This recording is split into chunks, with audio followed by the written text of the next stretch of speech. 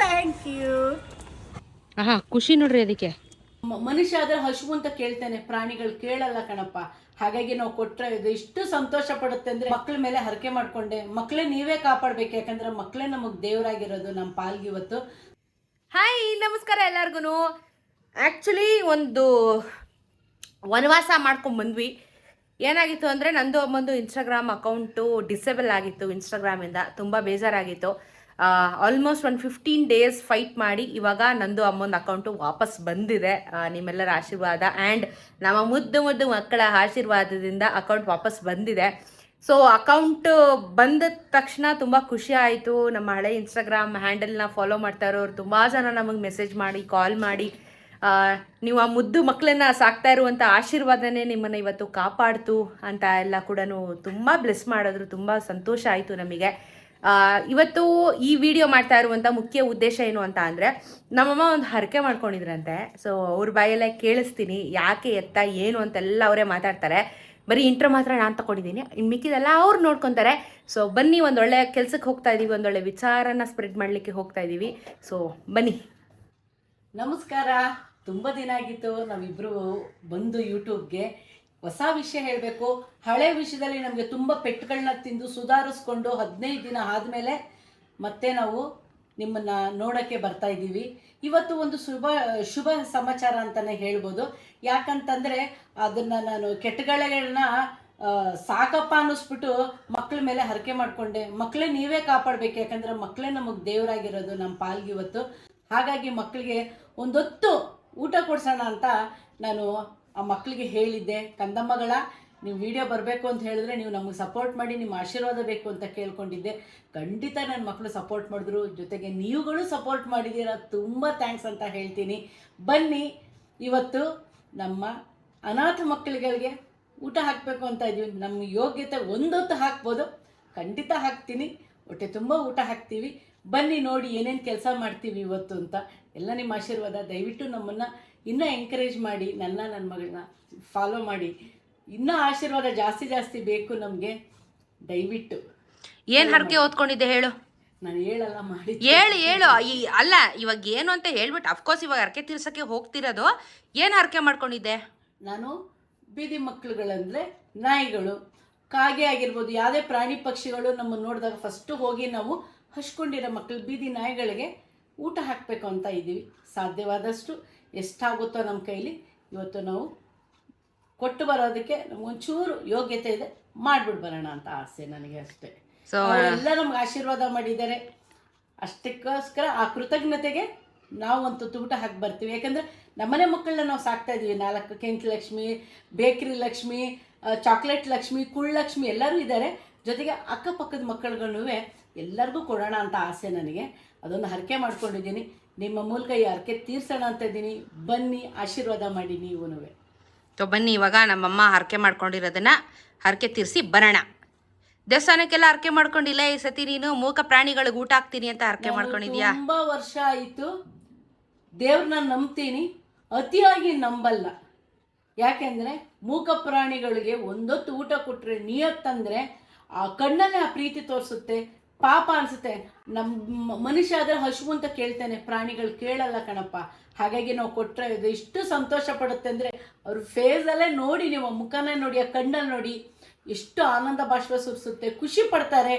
ಸಾಕಲ್ವಾ? ಅಷ್ಟು ನಮಗೆ ಅಷ್ಟು ಮಾಡೋಕ್ಕೆ ಯೋಗ್ಯತೆ ಇದೆ. ಖಂಡಿತ ನಾನು ಮನುಷ್ಯನಿಗೆ ಮಾಡಬೇಕು, ದೇವ್ರಿಗೆ ಮಾಡಬೇಕು ಅದೆಲ್ಲ ಇಲ್ಲ ನನಗೆ. ಯಾಕಂದರೆ ನಾನು ಪ್ರಾಣಿ ಪ್ರಿಯಳು. ನನ್ನ ಕೈಲಿ ಆಗಿದ್ದನ್ನ ನಾನು ಒಂದು ತುತ್ತಾದರೂ ಕೊಡಬೇಕು ಅಂತ ಆಸೆ. ಅಷ್ಟೇ ನನ್ನ ಆಸೆ, ಇನ್ನೇನಿಲ್ಲಮ್ಮ. ಇವಾಗ ನಾವು ಪೆಡಿಗ್ರಿ ಹಂಚಿಕೆ ಶುರು ಮಾಡಿದ್ದೀವಿ. ಅಲ್ಲಿ ನೋಡಿ, ಆ ಮಗು ಊಟ ಮಾಡ್ತಾ ಇದೆ. ಖುಷಿ ಆಗುತ್ತಲ್ಲ? ಆಯ್ತಿಲ್ಲ? ಇನ್ನೂ ಅಲ್ಲಿ ಫುಲ್ ಗ್ಯಾಂಗ್ ಇದೆ. ಹಾಕೋಣ ಈಗ. ಇದ್ರಣ್ಣ ಹೆಂಗೆ ಎತ್ಕೋ,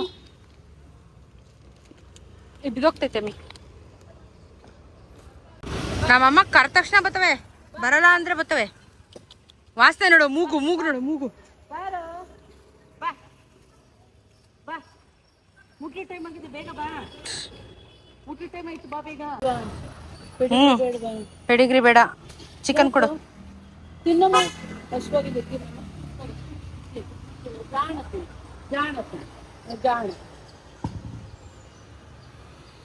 ಸ್ಮೆಲ್ ನೋಡ್ಕೋಬೇಕೇನೋ ಅಷ್ಟು. ಯಾವ ಬ್ರ್ಯಾಂಡ್ ಭಯ ಅದಕ್ಕೆ. ತಿನ್ನು ಆಯ್ತು, ತಿನ್ನು ಬೇಗ. ಸರಿ ನಾವು ಸೈಡ್ಗೆ ಹೋಗ್ತೀವಿ, ತಿನ್ಕೊ. ಖುಷಿ ನೋಡ್ರಿ ಅದಕ್ಕೆ. ಕರ್ದ ತಕ್ಷಣ ಬಾಲ ಆಡ್ಸ್ಕೊಂಡ್ ಬಂದ್ಬಿಡ್ತು. ಎಲ್ಲ ನಮ್ಮ ಮಕ್ಕಳೇ ಅಲ್ವಾ.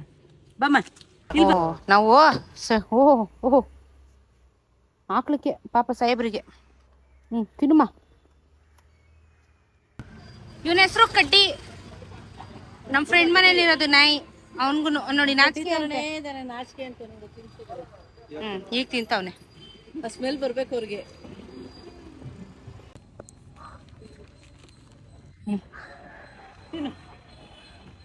ತಿಂತೀಯಾ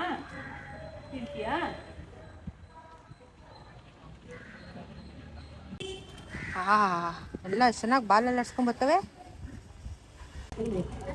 ನಾಯಿಗಳನ್ನ ಓಡಿಸಿ ಅಂತಾರೆ. ನಾಯಿಗಳನ್ನ ಹುಡ್ಕೋದೇ ದೊಡ್ಡ ಕೆಲಸ ಆಗಿದೆಯಲ್ಲ ಮಮ್ಮಿ ಇವತ್ತು. ಹಾ ಅಯ್ಯೋ ನೋಡಿ ಬರೋದು. ಬಾಕಂದಮ್ಮ ಚಲೋ ಈ ಕಡೆ ಇಲ್ಲಿ ಬಾ.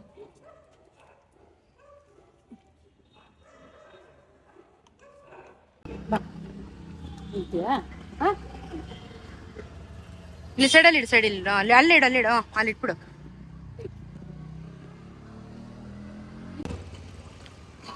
ಮುದ್ದು ನಾಯಿಗಳಿಗೆ ಊಟ. ಹ್ಯಾಪಿ ಅವರೆಲ್ಲರೂ ಇವತ್ತು.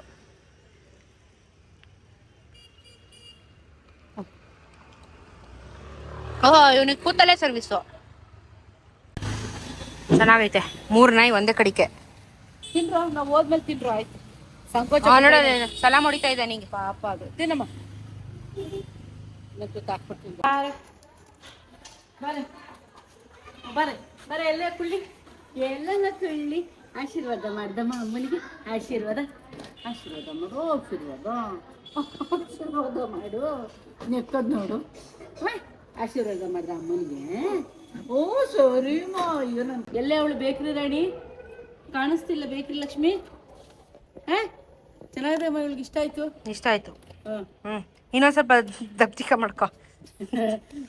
ಮತ್ತೆ ಇಲ್ಲಿ ಸುಮ್ಯಾರು ಇವೆಲ್ಲ ಊಟ ಮಾಡಿದ್ರೆ ನಾವೇನಾರು ಅಂತೀವ? ಹಂಗೆ ಮಕ್ಕಳು ಊಟ ಮಾಡ್ಬೇಕಾದ್ರೆ ಯಾವತ್ತೂ ದೃಷ್ಟಿ ಮಾಡ್ಬೇಡಿ. ನಿನ್ ಕಣ್ ದೃಷ್ಟಿಗೆ ನಾನಾಗ ದೃಷ್ಟಿ ಮಾಡ್ಲಿ ಪಾಪ ಅದು ಕೂಸು. ಕರ್ಮ ಅಂತ ಚಿಪ್ಸ್ ತಿಂದಂಗೆ ಆಗದ ಅದಕ್ಕೆ.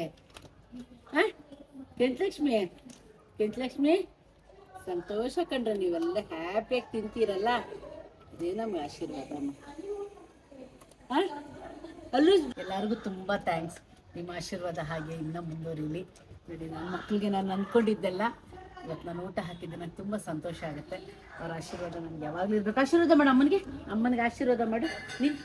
ನಿಂತ್ಕೋ. Thank you.